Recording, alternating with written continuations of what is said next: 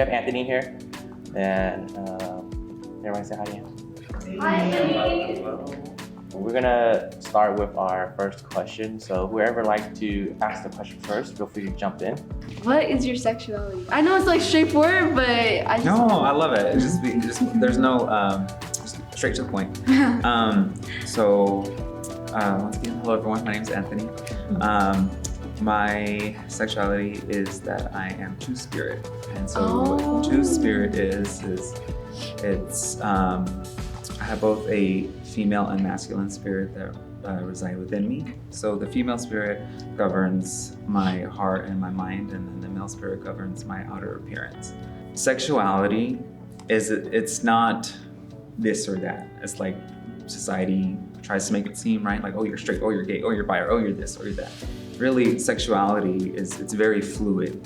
The way I like to describe it is kind of like, you know, when you turn on the water, right? You want it like really, really hot is one extreme, or you want it really, really cold is another extreme. But generally, you know, people kind of play with the water temperature. And sexuality is a lot like that. You know, if you explore one way, it doesn't automatically mean you're this, right? It's just like, oh no, I tried it, didn't, you know, whether you liked it or didn't like it, then you decided to try something else. Can you share your journey of discovering and embracing your identity? So when I was about like 5 or 6, I already had this feeling, like the way I described it back then was that I was the border between the two worlds. It's the way I understood it. Okay.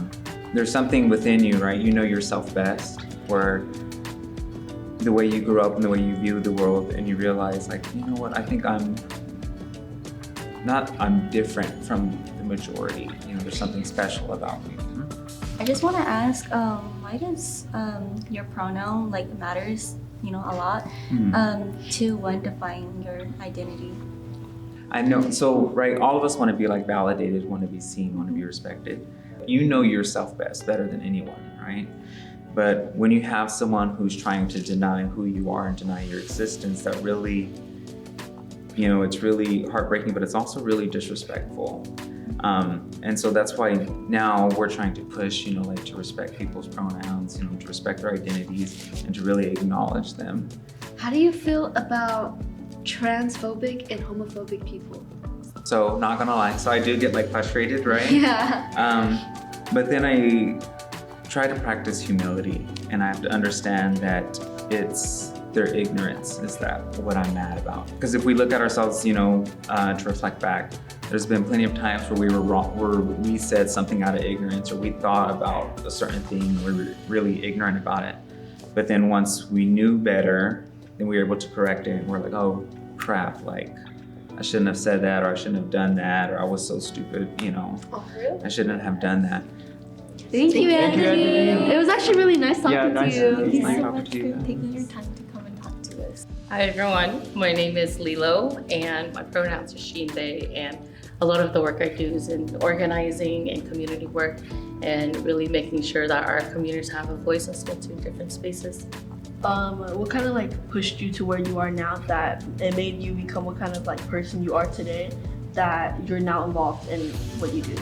I think it's important to name that like a lot of the work I do in advocacy really comes from a place of love and a place of like really wanting to fight for like a reality that like I believe our families deserve us all to. Growing up in Sacramento, and very specifically De Paso Heights, it was like really lonely because I went to Pegun Elementary and I didn't have a lot of other like Hmong kids who went to this school with me.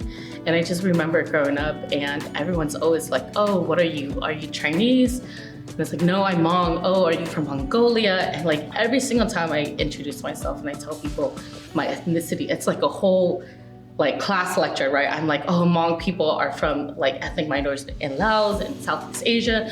We are here because of like the Vietnam War, the Secret War. And it's like, you always have to do this whole history lesson because people don't know why you belong here. Also growing up, I was always fat, right? And I named this as my identity because this is how my Hmong community has always identified me. They've always said, oh, you're fat. You know, I've always experienced fat phobia and fat shaming, right? Oh, like, oh, don't eat too much or else like no one's gonna want to date you and or etc. And then so like somehow this fat shaming like really shaped my identity to where I decided in middle school I just was not pretty enough. I was just gonna be too fat. Nobody would want to date me.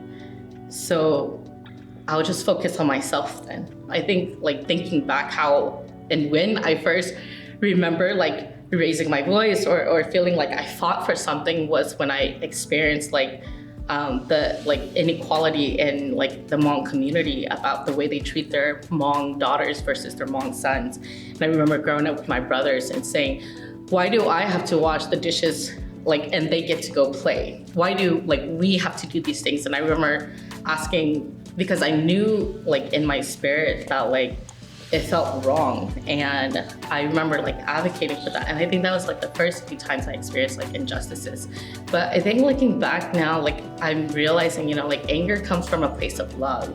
Like you are angry because you feel like you were wronged. When we distill like what advocacy is, it is, and as I was sharing earlier, like I really believe advocacy comes from a place of love. How deeply do you love yourself to fight for and advocate for yourself? How deeply do you love your community to advocate for your community? And how deeply do you believe in this world and this version to change so that you can feel loved and valued, and the people that you love and care values is valued as well. So that was a long answer as well too, but it's because I think there's so much wrapped up in terms of how I have perceived my own experiences into how like I've channeled it into my career as well.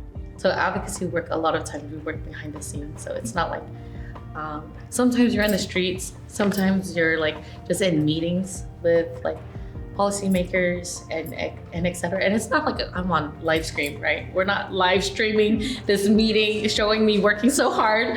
And so that's where like advocacy work is just so much like harder to like see the power of it.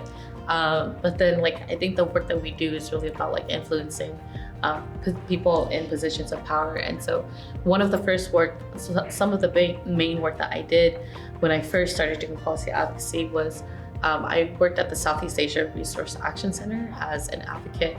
And that was Trump's first year of his administration. And we knew that like some of the first work he wanted to do was to dismantle the Affordable Care Act.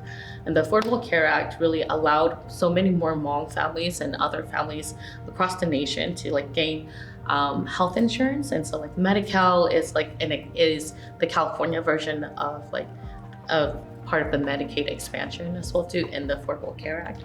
But it allowed more of our families to get health insurance, to be able to like go to the doctors, and then allowed also for an expansion of when communities of like, if you're working full-time at a workplace, like they have to provide you benefits as well now too. And so I think, so one of the work I did was really about like, was really doing the education in our Southeast Asian and Hmong American community households about really what's at risk for our community and our health insurance as well too, and our healthcare. And really collecting a lot of like comments about like how our communities also want to protect the Affordable Care Act. And so that our legislatures in California know that there is a Hmong community and a Southeast Asian community that is also advocating and asking for them to like to stop any repeal on the Affordable Care Act. Thank you.